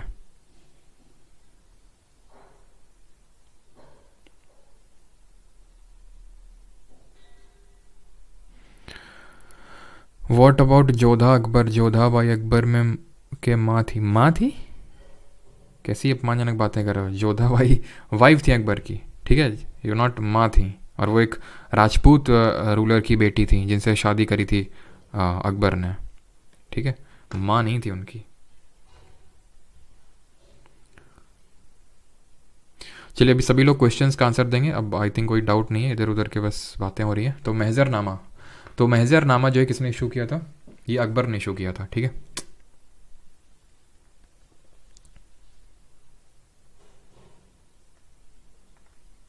चलो तो ऑप्शन नंबर डी आंसर हो जाएगा, ठीक है। आगे और हाँ, अगर मतलब वैसे तो पूछा नहीं कभी, बट अगर पूछ ले कि भाई, अगर पूछ ले कभी कि महजरनामा है क्या, तो महजरनामा इज़ काइंड ऑफ मतलब ओपिनियन आप बोल सकते हो, ठीक है। मतलब किसी को अगर कुछ पिटीशन वगैरह देनी है, जैसे आरटीआई समझ सकते हो, मॉडर्न डे आरटीआई, ठीक है। Which Mughal emperor built the city called Maqsudabad, later popularly known as Murshidabad. तो मुर्शिदाबाद ये सिटी किसने बिल्ड करी, है ना। चलो वो अमंग दी फॉलोइंग इनिशिएटेड दीन इलाही, तो कल हम लोगों ने देखा था ये एक नया रिलीजन था, ये एक नया धर्म था जो स्टार्ट किया था अकबर ने, जिसको कि सबसे पहले अकबर ने अपनाया, and the only Hindu to adopt it was Birbal. तो आंसर क्या होगा, ऑप्शन नंबर अकबर सी, ठीक है। दी ऑथर ऑफ आइन अकबरी कौन था, एन अकबरी का ऑथर अभी देख चुके हैं, अबुल फजल था, ठीक है। Ain Akbari third volume of Akbarnama है एन अकबरी, जिसमें कि अकबर के एडमिनिस्ट्रेशन में के बारे में दिया हुआ है। फर्स्ट वॉल्यूम में क्या दिया हुआ है आप जरा कमेंट में बताएंगे। Which Mughal emperor has built the Agra fort, तो आगरा का किला किसने बनवाया, ये शाह। तो आगरा का फोर्ट एक्चुअल में ये अकबर ने बनवाना स्टार्ट किया था, ठीक है। ऑप्शन नंबर सी यहाँ पे सही आंसर होगा। और जो भी मैंने क्वेश्चन पूछा था मतलब पीछे पूछा था, उसका आंसर क्या होगा, उसका आंसर होगा फर्स्ट वॉल्यूम में एंसेस्टर, और दूसरे जो वॉल्यूम है उसमें क्या दिया हुआ है, रेन के बारे में दिया हुआ है, मतलब अकबर के एक तरह से हम शासन काल के बारे में बोल सकते हैं, वो दिया हुआ है, ठीक है। अगला क्वेश्चन है हमारा कि द टर्म जाट और Sawar are related to which of the following, ठीक है। तो जो जाट और सवार हैं किससे एडमिनिस्ट्रेशन से संबंधित है, तो कल भी मैंने हम लोगों ने देखा था कि मनसबदारी है, ऑप्शन नंबर सी, जहाँ पे मनसब एक रैंक होता है और जट का मतलब नंबर ऑफ आर्मी पर्सन, सवार का मतलब होता है नंबर ऑफ हॉर्समैन्स, ठीक है। और जट के बेसिस पे रैंक डिसाइड होती थी। Dash died in 1605, nearly 50 years after his accession to the throne. He was buried outside of Agra at Sikandra. Very easy, answer क्या होगा? अकबर। ठीक है, आई होप ये क्वेश्चन में किसी को कोई बहुत ज़्यादा कोई दिक्कत आ नहीं रही होगी, बिकॉज सारी चीज़ें पढ़ी हुई हैं। अब जैसे वो मज़रनामा वाला पढ़ा था वो नया था हम लोगों के लिए, बट ये सारी चीज़ें तो पढ़ी हुई हैं, और आई होप सभी लोग रिवीजन भी कर रहे होंगे साथ साथ। ठीक है, यहाँ पे मैं आपको इसी वजह से बहुत ही सेलेक्टिव लेके चल रहा हूँ चीज़ों को, मतलब बहुत सारी चीज़ें होती है बताने को, लेकिन मैं जानबूझ के उनको अवॉइड करता हूँ बीच में, बिकॉज वो नीडेड नहीं है आपके एग्जाम के लिए। ठीक है, Akbar commission dash to chronicle the story of his father Humayun, Humayun Nama. तो किसने लिखी? तो ये लिखी गुलबदन बेगम ने। ठीक है, तो जो उनकी हुमायूं की वाइफ थी, मतलब सॉरी हुमायूं की सिस्टर थी, मतलब अकबर की बुआ थी। Tansen comma who was included in the Navratnas of Akbar was an expert in playing which of the following musical instrument. तो क्या ये बजाते थे अगर हम बात करें? रबाब, वीणा, सारंगी या फिर नगड़ा। तो तानसेन के बारे में अगर हमने पहले पढ़ा था तो ये पढ़ा था कि ही वॉज रामतनु पांडे इनका ओरिजिनल नेम था, ग्वालियर या फिर रीवा घराने से बिलोंग करते थे। ठीक है, और देन ये आए थे अकबर के कोर्ट में और इनको टाइटल दिया था मियाँ का।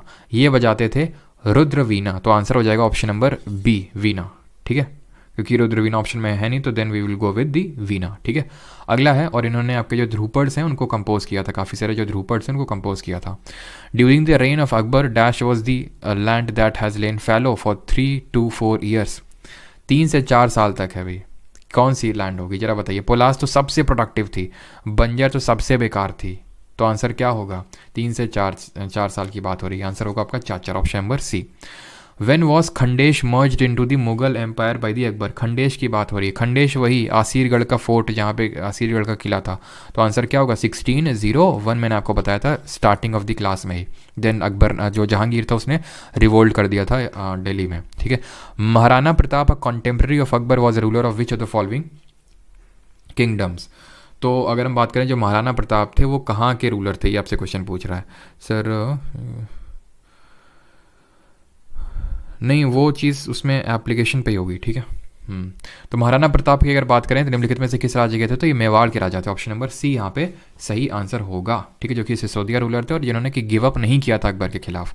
विच of the following was built by Mohammad. और फिर हमने देखा था बैटल ऑफ हल्दी घाटी लड़ा गया था। जरा बताइए कमेंट में बैटल ऑफ हल्दी घाटी कब लड़ा गया था, बट फिर भी महाराणा प्रताप ने गिव अप नहीं किया था।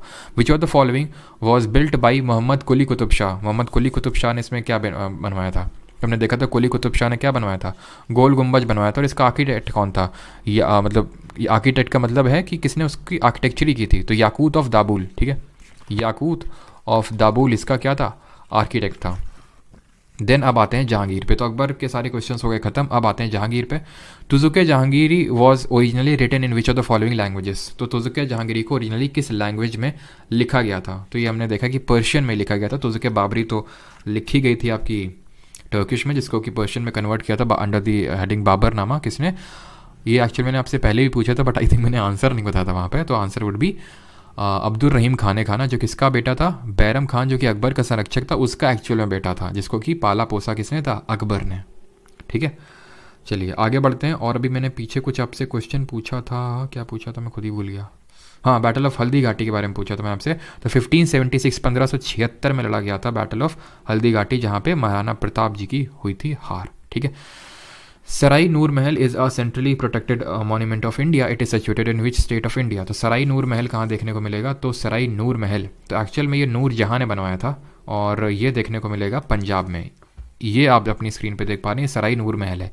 ये नूर जहाँ जो जहांगीर की वाइफ थी, जो हमने देखा था अफगान रूलर की पहले वाइफ हुआ करती थी, उसको हराया था, देन शादी करी थी नूर जहाँ। ठीक है, तो वही है ये नूर जहाँ जिसने कि ये बनवाया था पूरा और अपने नाम पे सराई नूर महल। देन है मेहरुन निसा मैरिड एम्परर जहांगीर। तो वही मेहरुन निसा नूर जहाँ, इसने कब शादी करी थी? किससे? जहांगीर से। तो जहांगीर से अगर हम देखें तो शादी तो जहांगीर 1605 में आए थे थ्रोन पे, और इन्होंने शादी करी थी if I am not wrong Jahangir है ना 1611 में करी थी। ठीक है, 1611 में। ऑप्शन नंबर सी यहाँ पे सही आंसर होगा। ठीक है, 1611। हाँ, बिकॉज 1605 में तो थ्रोन पे आया था, 1620 तो काफ़ी लेट हो जाएगा। ठीक है, 1611 में किया था। Sorry. In which year did prince Salim ascend the Mughal throne. तो प्रिंस सलीम कौन है? ये कोई और नहीं बल्कि जहांगीर ही है, ये हमने देखा था। तो इसने कब असेंड किया था? 1605 में। Option number B. The tomb of Itimad ud Daula inlaid with pietra dura decoration is located at. Itimad ud Daula. इतिमद ud Daula की अगर बात करें, ये है ये जो इत्मीनुद्दौला दौला है ये आपको आगरा में ही देखने को मिलेगा, और ये माना जाता है कि इसको भी बनवाया था किसने, इसको भी बनवाया था नूरजहां ने, बट अपनी फादर की याद में, अपने पिता की याद में। नूरजहां ने अपने पिता की याद में बनवाया था इसको, ठीक, जो कि एक्चुअल में अकबर के कोर्ट में ही सर्व करता था। इसका भाई भी असफ जा भी, और इसका जो फादर था वो भी, ठीक है। तो ये आगरा में ही है, और इसको थोड़ा सा ताजमहल का थोड़ा सा कॉपी माना जाता है, ताजमहल का ड्राफ्ट माना जाता है। Captain Hawkins and sir Thomas Roe visited India in the reign of, तो इन्होंने कब विजिट किया था, किसके टाइम पे? तो हॉकिंस हमने देखा था, हॉकिंस इसने 1605 के टाइम पे विजिट किया था, और इसने 1608 के टाइम पे विजिट किया था। जो सर थॉमस रो था उसने 1615 में विजिट किया था, ठीक है, 1615 में इसने विजिट किया था, ठीक है, और इसने 1608 में विजिट किया था। तो जहांगीर के टाइम पे option number C. Akbar was succeeded by son Salim who took the title of meaning conqueror of the world. तो क्या टाइटल लिया था? तो सन ने क्या टाइटल लिया था जहांगीर ने? तो इसने लिया था जहांगीर, सिंपल, ठीक है, यानी पूरे जहां का मतलब रूलर है ये। The East India Company sent, वही सेम क्वेश्चन आ रहे हैं, किसके अंडर में? जहांगीर, ठीक है। अब आते हैं हमारे Shahjahan, the lover of architect, है ना।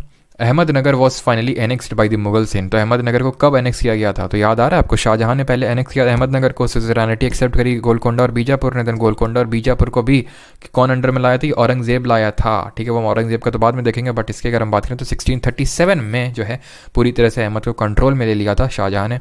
Who among the following is credited, CHSL 2022 का क्वेश्चन है, Who among the following is credited with the building Delhi's Lal Qila, red fort किसने बनवाया? तो बहुत आसान सा क्वेश्चन है, शाहजहां, ठीक है। Who among the following had written the book Chahar Chaman during the reign of Shahjahan describing the Mughal nobility? तो चार चमन किसने लिखा? तो ये एक ब्राह्मण थे हमारे, चंद्रभान ब्राह्मण, जो कि शाहजहां के कोर्ट में ही थे, और एक्चुअल में इन्होंने जहांगीर के कोर्ट में सर्व किया, शाहजहां के कोर्ट में भी सर्व किया, और औरंगजेब के भी कोर्ट में सर्व किया, ठीक है। तो चार चमन चंद्र ब्राह्मण, थोड़ा सा राइम कर रहा है ना।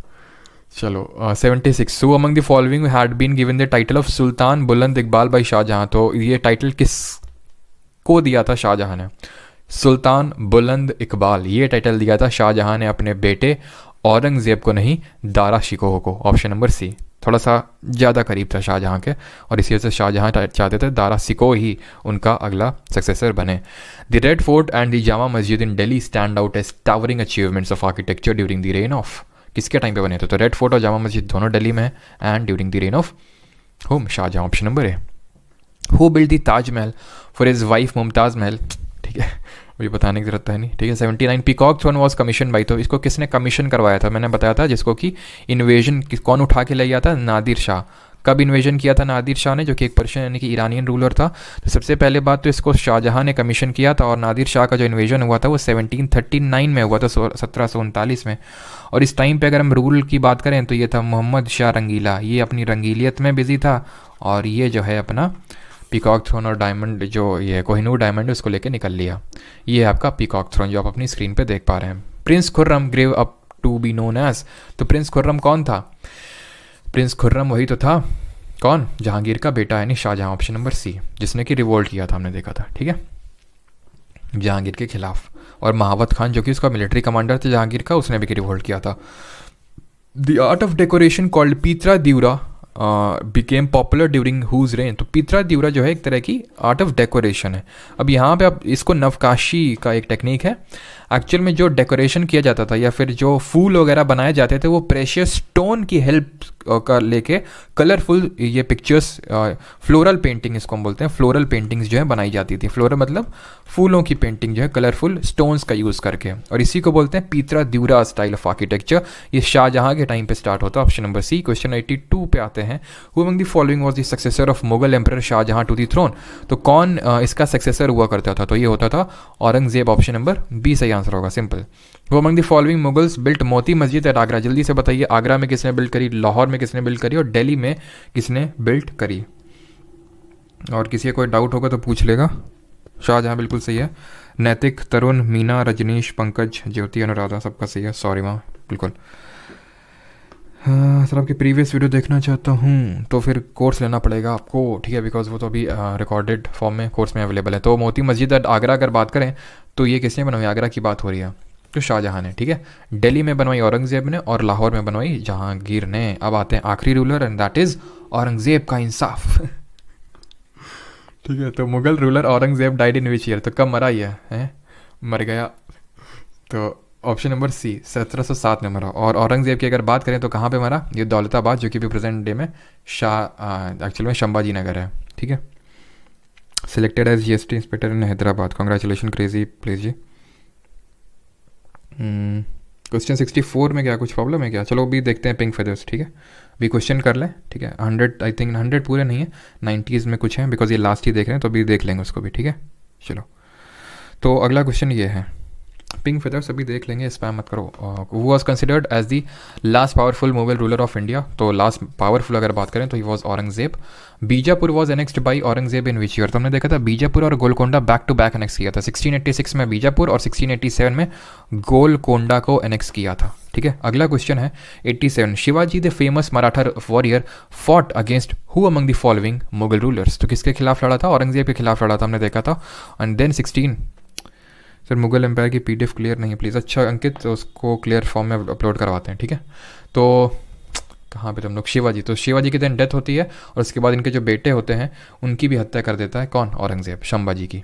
विच are the following is an example of Mughal architecture under Aurangzeb, तो औरंगजेब के अंडर में कौन सा मुगल आर्किटेक्चर? तो हमने देखा था ताजमहल तो शाहजहाँ, जामा मस्जिद दिल्ली शाहजहाँ, कुतुब मीनार कुतुबुद्दीन ऐबक ने स्टार्ट करवाया था, इल्तुतमिश ने कंप्लीट किया था। मोती मस्जिद जो दिल्ली में है उसको बनवाया था। Which Mughal monument was built by the Mughal Emperor Aurangzeb in the memory of his wife दिलरास Bano Begum की याद में उसने बनवाया था? और ये क्या है? और जो जिसका नाम रबिया उद दौरा भी था। तो ये है आपका बीबी का मकबरा। ऑप्शन नंबर डी आंसर होगा, जो कि कहाँ पे है? प्रेजेंट डे संभाजी नगर, जो पहले आपका औरंगाबाद होता था। Who among the following was defeated by Aurangzeb in the battle of Deorai, तो बैटल ऑफ धर्मत और बैटल ऑफ देवरई कहाँ पे लड़े गए? तो ये लड़े गए औरंगजेब ने दारा शिकोह को हराया। ऑप्शन नंबर सी यहाँ पे सही आंसर होगा। क्वेश्चन नंबर 91, बस 2-3 क्वेश्चन और बाकी हैं। सर आप इतना लेट क्यों आते हो? देवांश अभी तुम वहीं पे पड़े हुए हो, पूरा लेक्चर खत्म होने वाला। Alamgir was the title of which Mughal emperor, तो आलमगीर किस मुगल सम्राट की उपाधि थी? शाहजहां, बाबर, अकबर या फिर औरंगजेब? तो सही आंसर क्या होगा? आलमगीर जो है ये था आपका औरंगजेब का टाइटल लिया था औरंगजेब ने। ठीक है, option number D. Fatawa Alamgiri a digest of Muslim laws was written during which of the following kings, तो किसके टाइम पे लिखा गया था ये? तो आंसर क्या हुआ इसका? अभी मैंने बताया था फतवाए आलमगिरी एक तरह से डाइजेस्ट है मुस्लिम लॉ को, इस तरह से फॉलो करना है, इस्लामिक लॉ को, शरिया लॉ को, कानून को इस तरह से फॉलो करना है। और नहीं किया तो फिर कौन सा ऑफिसर अपॉइंट करके रखा था? जरा बताइए जल्दी से, जिसका नाम एम से स्टार्ट होता है, जो सजा देगा फिर आपको। तो आंसर औरंगजेब होगा। और फतवाए जहानदारी किसने स्टार्ट किया था? हमने जल्दी से बताइए, फतवाए जहानदारी किसने लिखा था, नॉट स्टार्ट किया था? तो ये था मुहतासिब, और फतवा जहानदारी लिखा था जियाउद्दीन बरानी ने। And I think is the second last question if I am not wrong, question number 94, which Mughal ruler had constructed the Moti Masjid of Delhi? Again repeated question. अब आपके दिमाग में सारी चीज़ें एकदम बैठ गई होंगी। ठीक है, चलो 95, हु हैड बिल्ट दी बादशाही मस्जिद इन लाहौर, तो बादशाही मस्जिद, ये ध्यान रखना, ये नहीं पढ़ा हम लोगों ने। तो लाहौर में बादशाही मस्जिद ये औरंगजेब ने ही बनवाई थी, बादशाही मस्जिद। कुछ क्वेश्चन पूछा था क्या मैंने पीछे? मुहतासिब बता दिया था। ठीक। Who among the following Mughal emperors was called दरवेश और जिंदा फ़कीर? ध्यान रखना, इसने जिंदा पीर का टाइटल ले रखा था, जिसको जिंदा फ़कीर भी बोलते हैं। जिंदा पीर या फिर जिंदा फ़कीर, इसका मतलब क्या होता है? ये मैंने लिखवाया था कि नहीं? वहाँ पे नहीं लिखवाया था तो इसको नोट कर लेना, पता नहीं मैंने लिखा तो था। अब जो आप लोग बोलते हो ना, अभी पूछ रहे थे सर इतना टाइम क्यों लग जाता है, लेट क्यों आते हैं, तो वो इसी में लग जाता है। ठीक है, एक तो वो पीपीटीज बनाने और सारी चीज़ें कि भाई कितना कम से कम चीज़ें हों, ठीक है, उसको सारी चीज़ें ऑर्गेनाइज करने में, है ना, क्योंकि जितना स्मूथ चीज़ें लगती हैं उतना होंगी नहीं अगर मैं इन सारी चीज़ों के साथ पीपीटी के साथ नहीं आऊँगा। ठीक है, आपको भी एक तरह बहुत जो चीज़ें 1 घंटे में हो रही हैं वो चीज़ 2 घंटे लेंगी। ठीक है, तो जिंदा पीर की अगर हम बात करें तो he was none other than, मतलब इसका मतलब क्या होता था? लिविंग सेंट, जिंदा। अब मतलब मैंने काफ़ी सर्च किया किसने बोला इसको, मतलब लिविंग सेंट, और वो भी सेंट, पीर कौन था वो जिसने इसको पीर बोला है? ठीक है, इसकी हरकतें तो नहीं लगती पीर वाली। और बाकी इसका मतलब एक्चुअल में किसका ये था कि सिंपल लाइफ जीता था, high thinking and simple life in the sense कि ये एकदम ना हंसना कोर्ट में, ना म्यूज़िक का इसने बंद करवा रखा था, हिंदू फेस्टिवल बंद करवा रखे थे, सब इसने बंद करवा रखा था, एकदम सीरियस होकर रहना। The Mughal empire reach its greatest extent during the, simple हमें पता है लास्ट रूलर कौन था, ये औरंगजेब है ना। क्या 100 रुपया हो 100 रुपया दिया है, द मैथ मैटर्स। कुछ आपकी डिमांड हो तो बताइए कुछ नाचना गाना हो तो बताओ 100 रुपया है, आज तो तुमने दिल खुश कर दिया, क्या बात है। अब ये नहीं पूछो क्या कीजिएगा इन 100 रुपयों का, है?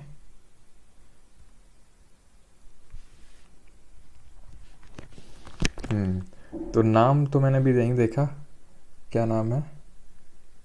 मैथ मैटर्स है ना? हम्म,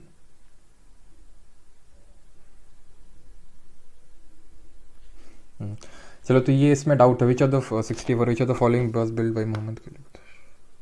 ओके ओके ओके, ठीक ठीक ठीक ठीक ठीक ठीक।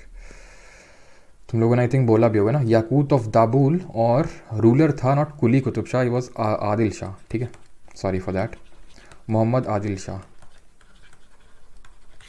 ठीक है, मोहम्मद आदिल शाह था जिसने कि गोल गुम्बद बनवाया था। कुली कुतुब शाह की बात हो रही ना, तो इसका आंसर होगा चार मीनार, जो कि हैदराबाद में, ऑप्शन नंबर सी। हम लोग देख भी तो चुके हैं ये पहले, ठीक है, ऑल राइट, ठीक। बुलंद दरवाज़ा तो देख चुके, जो एंट्रेंस है फतेहपुर सीकरी का अकबर ने बनवाया, जामा मस्जिद दिल्ली में शाहजहाँ ने बनवाया, गोल गुम्बद आपका आदिल शाह ने बनवाया था, ठीक है ठीक है, और चार मीनार आपका हैदराबाद में कुली कुतुब शाह ने, ऑल राइट। चलो भाई, अब हम लोग कल देखेंगे मराठा के बारे में, ठीक है, तो कल आएंगे हमारे मराठास, और हमारे कल है मेडिवल हिस्ट्री का लास्ट लेक्चर होगा, ठीक है। Tomorrow will be the last lecture of medieval history. और किसी का कोई ख्वाहिश हो तो बता दें। आज पनीर बनेगा, मतलब घुमा फिरा के पनीर, क्या है भाई पनीर है, नेचुरल रबर है वो। Hello sir, we love you, thank you Priyanshu ji, same to you. Thank you Sonu, Shivangi, Swarnil Sarkar. अच्छा, मैंने देखा है यहाँ पे वेस्ट बंगाल के काफ़ी लोग हैं, काफ़ी लोग हैं वेस्ट बंगाल के, चुनाव ना लड़ जाए समझ रहे हैं वेस्ट बंगाल से। सर, उनको जिंदा पीर क्यों बोलते थे? मैंने बताया तो, जिंदा पीर इसलिए बोलते थे क्योंकि वो बंदा मतलब बहुत ही सिंपल लाइफ रहता था और हाई थिंकिंग था उसका, इसलिए ऐसा बोला था। बाकी किसने बोला ये मुझे पता नहीं चला, क्योंकि उसकी हरकतें तो मतलब पीर वाली थी नहीं, है ना। डिस्कार्ड मत करना आज, मतलब हाँ डिस्कार्ड नहीं किया आज, तो सेव हो गया है, है ना। सर, अनारकली का नहीं, अनारकली के बारे में जानना है, इसके बारे में तो फिर यूट्यूब पे सर्च कर सकते हो, काफ़ी अच्छी अच्छी स्टोरीज मिल जाएंगी। धन्यवाद आरती जी, अनुराग जी, सिमरन, बादल, अभिजीत। सर, क्लास के नोट्स बस हो जाएंगे ना कि नोट्स बनाने पड़ेंगे? वो आप पे डिपेंड करता है अभिजीत जी, अगर आपको लगता है कि आप बनाना चाहते हैं तो बना सकते हैं। आई वुड प्रेफर कि अगर आपके पास टाइम है तो बना लीजिए, that would be better at the time of revision. नहीं टाइम है देन आप, इसी वजह से मैं नोट्स प्रोवाइड करवा रहा हूँ आपको, ठीक है, तो उससे भी कर सकते हो। कोशिश ये क्या करो सर, आउट ऑफ कॉन्टेक्स्ट है but arrange and love marriage में क्या बेटर है? अभी आते हैं उस पर, ठीक है। तो कोशिश ये किया करो कि, ओहो, वीड ब्योर ब्रॉडकास्ट ने भी 100 रुपये भेजे, क्या मतलब आज ही क्या एकदम अमीर बना दोगे क्या? हैं? इतना पैसा हम कहाँ रखेंगे? तो भाई पैसा वैसा मत भेजा करो, ठीक है, कुछ बात रखनी है तो मतलब इसे हम लास्ट में रहते हैं, पैसा भेजने की ज़रूरत नहीं है। ऐसा नहीं कि पैसे से हमको प्रेम नहीं है, प्रेम तो है, लेकिन होता ये है कि ये लोग काट लेते हैं यूट्यूब वाले। चलो खैर, तो मतलब भेज दिया करो, क्यों फालतू में। हाँ, अगर ज़्यादा वो है तो फिर भेज सकते हो, ऐसा कोई दिक्कत वाली बात नहीं।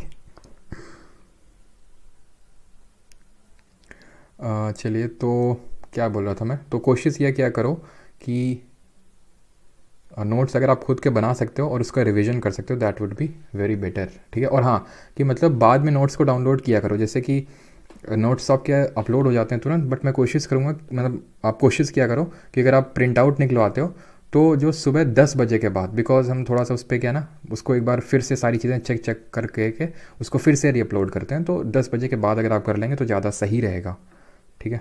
बाकी तो ठीक है।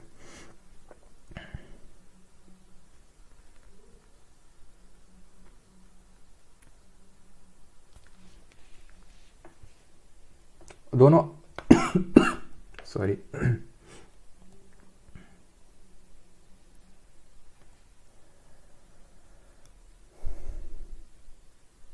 सर नहीं, वही अहमद शाह अब्दाली था वो, एक्चुअल में जो नादिर शाह आया था ना, उसी का ही एक बोल सकते हैं जनरल था वो, अहमद शाह अब्दाली, ठीक है। किसका? नादिर शाह का। आज तो पार्टी 125।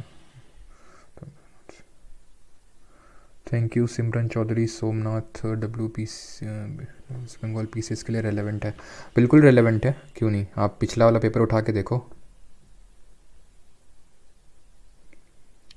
सर आपकी एज क्या, सर्दियों में सुबह जल्दी कैसे उठें? जल्दी उठने के लिए पता है क्या है?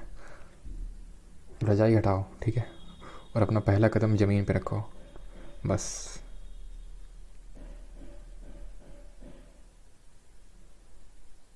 हद होती है, पता नहीं होती कि नहीं होती है। चलो, धन्यवाद सभी को, बाकी मिलते हैं कल at the same time with the Marathas. PDF में डाल दूंगा, है ना। चलिए। सर वॉज मीर बहार। मीर बहार कौन होता था? मीर बहार आपका एक तरह से इम्पॉर्टेंट नहीं है आपके एग्ज़ाम के लिए, मतलब एक तरह से जो बंदा जुरिस्डिक्शन वगैरह संभालता था वो होता था ये मीर बहार, है ना। एक तरह से जो जुरिस्डिक्शन संभालता, जैसे मुतासिब मैंने बताया था ना, मुतासिब, वैसा टाइप आप समझ सकते हो, ठीक है।